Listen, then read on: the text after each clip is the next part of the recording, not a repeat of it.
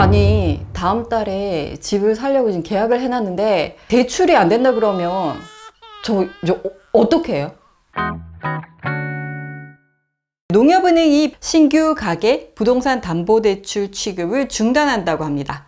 무슨 내용인지 같이 한번 살펴보겠습니다. 네, 은행에서 대출 모기지 상품 중에서 보험과 관련된 그런 상품들을 일시적으로 중단시키는 적은 있는데, 이렇게 장기적으로 구체적으로 특히 부동산 대출을 중단시키는 경우는 거의 없었어요. 자, 이번에 부동산 대출을 중단시킨다고 했는데 그 내용을 살펴보면 주택, 토지, 임야와 같은 비주택 대출을 포함해서 전세대출, 비대면 아파트 담보대출, 모바일로 하는 담보대출이에요. 그리고 집단대, 우리가 아파트를 살 때 중도금을 내는 대출 있죠. 단체 승인 대출이라고 하는데 집단 대출도 포함해서 중단한다고 합니다. 부동산을 담보로 하든 긴급 생계자금 대출이나 신용대출은 제외를 시킨다고 해요.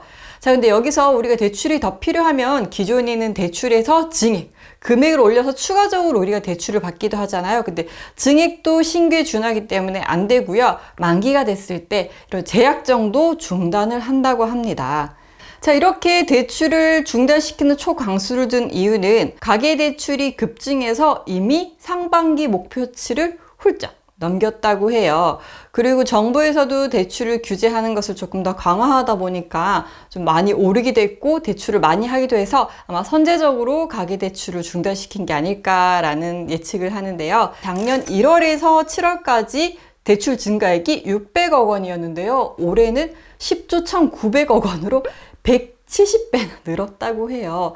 이렇게 수치로만 봤을 때는 어마무시하게 늘었기 때문에 중단할 만도 하죠. 그래서 이번에 대출 중단한 은행 같은 경우에는 1금융권이고요. 지역 농협의 경우에는 2금융이에요. 그래서 2금융은 그럼 괜찮나요? 라는 생각이 들 수 있는데, 네, 2금융 역시도 준조합원이나 비조합원 대출을 일시 중단하라는 요청을 내렸다고 합니다. 농협 같은 경우에는 조합원이 약 28%예요. 그러니까 실제로 농사를 짓고 있고 그 조합원이 될 수 있는 요건을 말하는 거예요. 그래서 조합원이 약 28%고 준조합원, 비조합원. 그러니까 준조합원은 농사를 짓지 않아도 주소지만 되어 있으면 준조합원 이렇게 할 수 있더라고요. 그래서 비조합원까지 해서 약 70%나 된다고 해요. 그러니까 조합원이 28%, 준조합원, 비조합원이 약 70%. 그러니까 조합원 대비 2배 이상이나 많죠. 준조합원, 비조합원들의 신규 대출을 중단한 요청을 내렸다고 해요.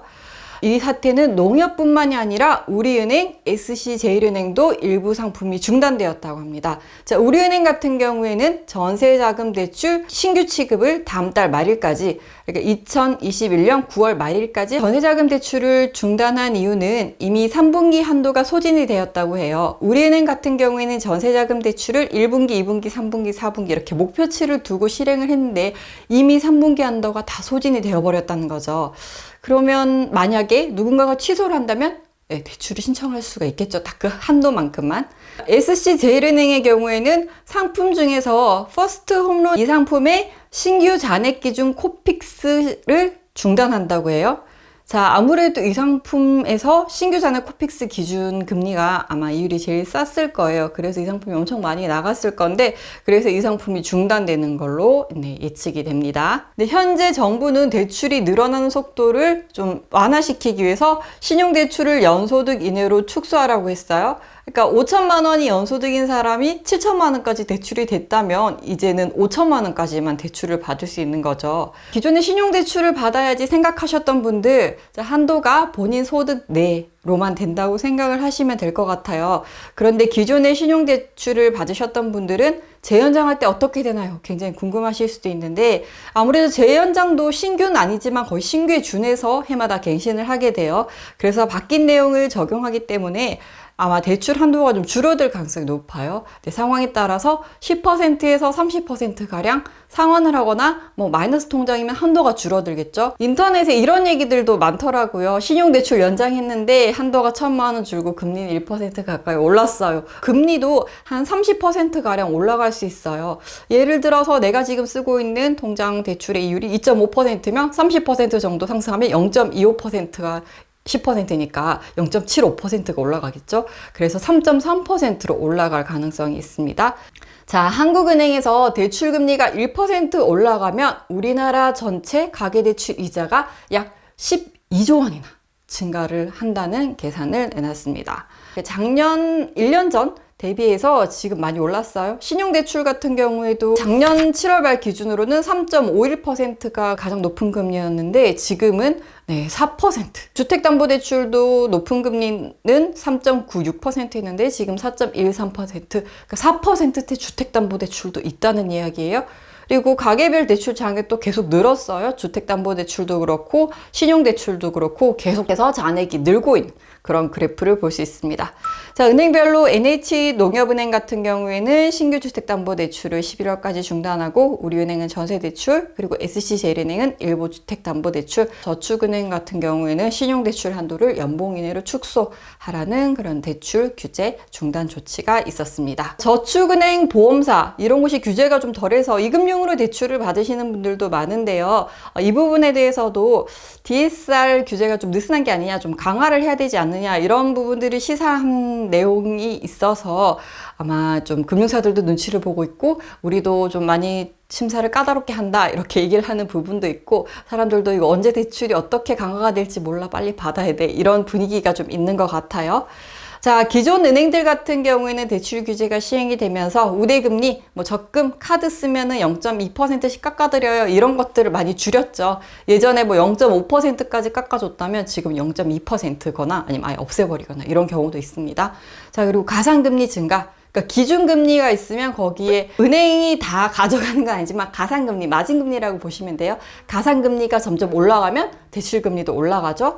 자, 그리고 기준금리를 인상한다는 그런 가능성에 대한 얘기가 매일 나오고 있죠. 자, 그래서 아무래도 이런 것들 때문에 이자가 올라가면 사람들의 이자 부담이 증가하시겠죠.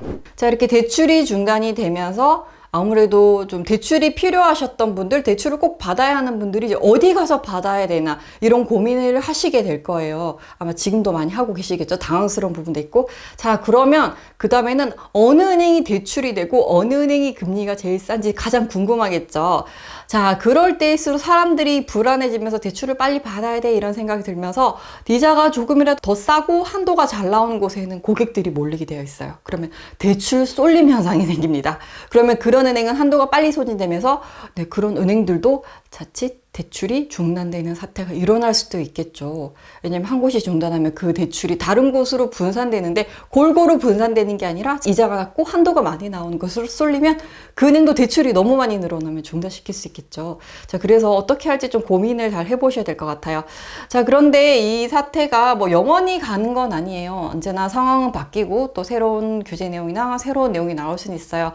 그런데 이게 단기적으로 끝날 것 같지 않다라고 조심스럽게 예측을 내놓을 수 있는 건 2021년 4월 29일에 발표한 가계부채 관리 방안 중에서 과제별 세부 내용을 봤을 때 DSR을 단계적으로 확대 도입한다고 했었는데 올해 7월에는 전 규제 지역에 6억 원 초과 주택에 대해서 그리고 신용대출은 1억 원 초과하는 거에 대해서 DSR 규제를 했는데 내년 7월이 되면 총 대출액 2억 원 초과하는 경우에 또 DSR을 조금 더 강화할 것 같아요. 그래서 3단계는 2023년 7월에 총대출액 1억 원 초과하는 부분에 대해서 그러니까 이게 규제가 지금 현재 나와 있는 안으로 봐서는 앞으로 더 강화가 되면 강화가 됐지 더 약해질 가능성은 현재로서 보이지 않아요. 이런 부분은 제가 선택해드리면 참 좋겠지만 선택해드릴 수는 없는 부분이라서 제 영상을 보시고 한번 곰곰이 한번 생각을 해보셨으면 좋겠습니다. 이 영상이 도움이 되셨다면 구독, 좋아요 눌러주시고요. 주변에 공유도 많이 해주세요. 그럼 전 다음 시간에 만나요. 안녕.